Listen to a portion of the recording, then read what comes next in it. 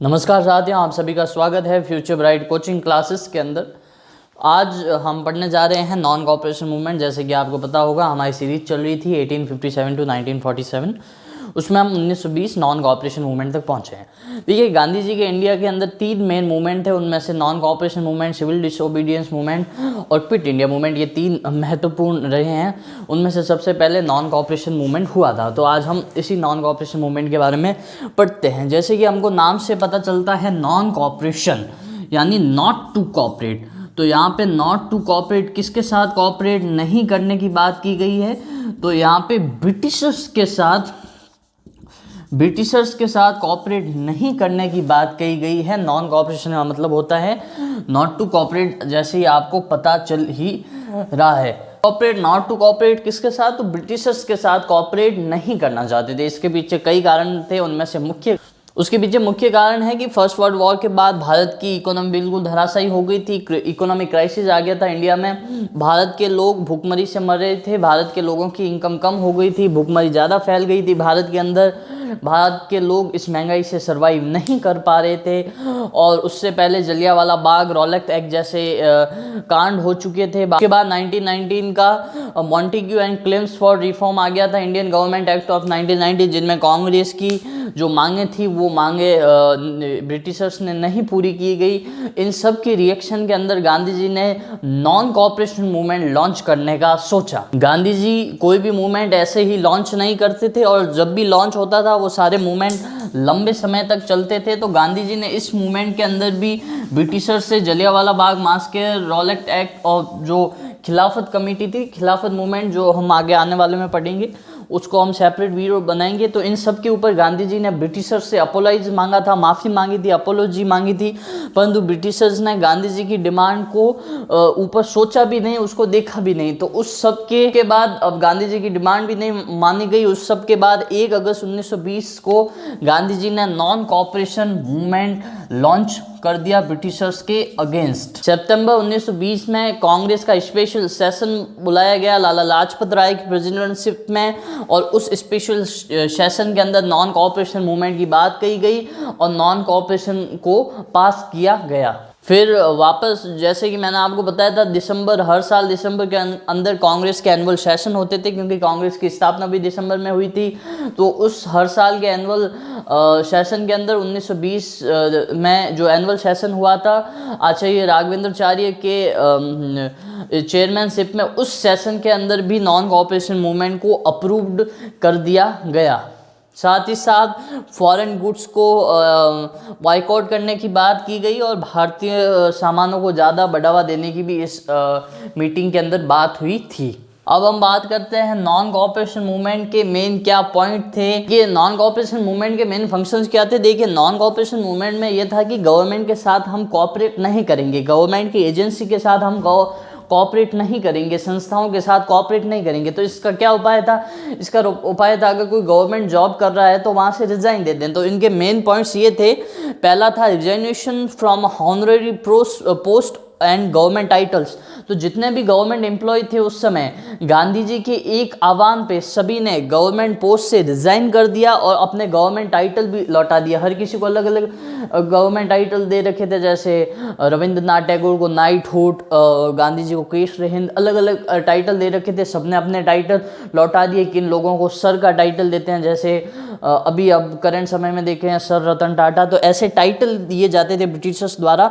वो सारे टाइटल भी उन्होंने वापस लौटा दिए। उन्होंने सारी गवर्नमेंट पोस्ट से रिजाइन कर दिया। अगर कोई लेजिस्लेटिव असेंबली के अंदर किसी पोस्ट पे था, वहाँ से उन्होंने रिजाइन कर दिया। अगर कोई लॉयर थे तो उन्होंने रिजाइन कर दिया। उस समय मोतीलाल नेहरू, राजेंद्र प्रसाद जैसे वो बड़े बड़े लॉयर थे, उन सब ने अपनी लीगल प्रैक्टिस से रिजाइन कर दिया। उन्होंने सब कुछ छोड़ दिया, ब्रिटिशर्स के साथ कॉपरेट करना ही बंद कर दिया।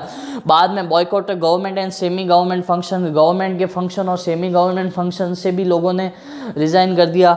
बॉयकॉट स्कूल एंड कॉलेजेस, माता पिताओं ने अपने बच्चों को ब्रिटिशर्स की स्कूल में भेजना बंद कर दिया था। कॉलेजेस भेजना भी बंद कर दिया था।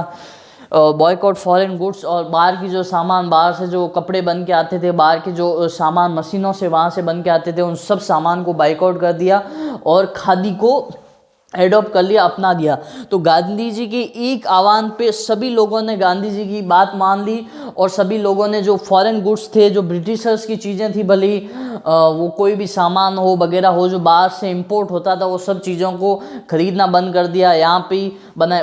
उसके बाद भारतीयों ने यहीं पे अपने गुरुकुल बनाए, कॉलेजेस बनाई और गांधी जी ने लोगों को एश्योर किया, लोगों को संतुष्ट किया अगर कि यही काम अगर 1 साल तक चलता रहा, ब्रिटिशर्स को 1 साल तक अगर सहयोग नहीं दिया, सभी पोस्टें छोड़ देंगे, सब कुछ छोड़ देंगे, ब्रिटिशर्स के साथ कोई रहेगा ही नहीं, तो मात्र 1 साल के अंदर ब्रिटिशर्स देश छोड़ के भाग जाएंगे और हमको 1 साल के अंदर आज़ादी मिल जाएगी। उन सब के बाद लोगों ने यहीं पे सामान बनाना शुरू कर दिया, खादी के कपड़े बनाने शुरू कर दिए। यहाँ के लोगों ने यहाँ पे कॉलेजें बनाने शुरू कर दी, स्कूलें बनानी शुरू कर दी, जैसे काशी विद्यापीठ, बिहार विद्यापीठ, गुजरात विद्यापीठ, जामिया इस्लामिया यूनिवर्सिटी। तो ये सब कुछ यहीं पे लोगों ने बना दिया। फिर उन्हीं के अंदर बच्चों को एजुकेशन के लिए भेजते थे।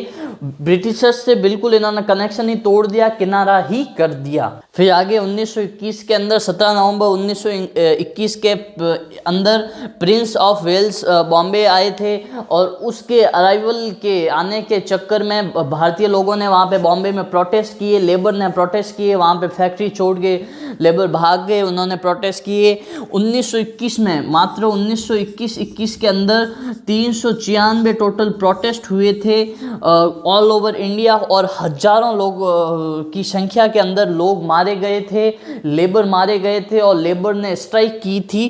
396 स्ट्राइक की थी लेबर्स ने। 6 लाख लेबर ने ये 396 स्ट्राइक ज्वाइन की थी।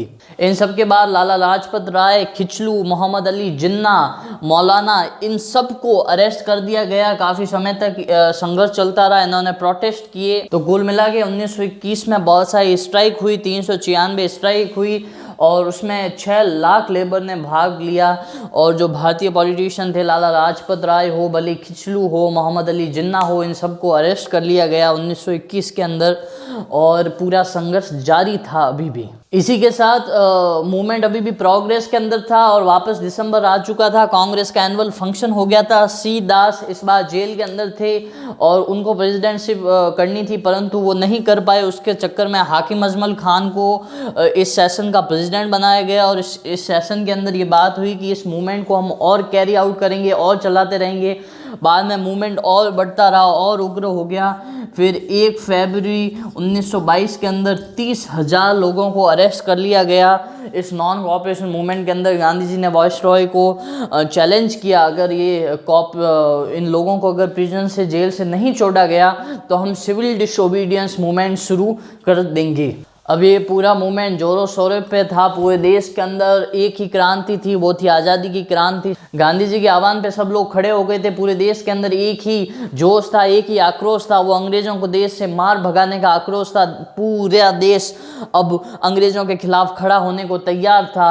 अब इससे आगे क्या हुआ, नॉन कोऑपरेशन मूवमेंट में एंडिंग कैसे हुई, लास्ट में क्या हुआ, वो देखने के लिए आप नेक्स्ट वीडियो ज़रूर देखिएगा जो कि कल आने वाला है। और जब तक शायद आप अगर बाद में वीडियो देख रहे हैं तो वो वीडियो अपलोड भी हो चुका होगा। तो जय हिंद, जय भारत, वंदे मातरम। और अगला वीडियो देखना ना भूलिएगा। उस वीडियो के अंदर पूरा कंक्लूजन आपको पता चल जाएगा और उस वीडियो का नाम है चौरी चौरा मूवमेंट। और अगर आपको वो वीडियो ना मिले तो आप ये लिखना, Chauri Chaura movement future bright coaching classes.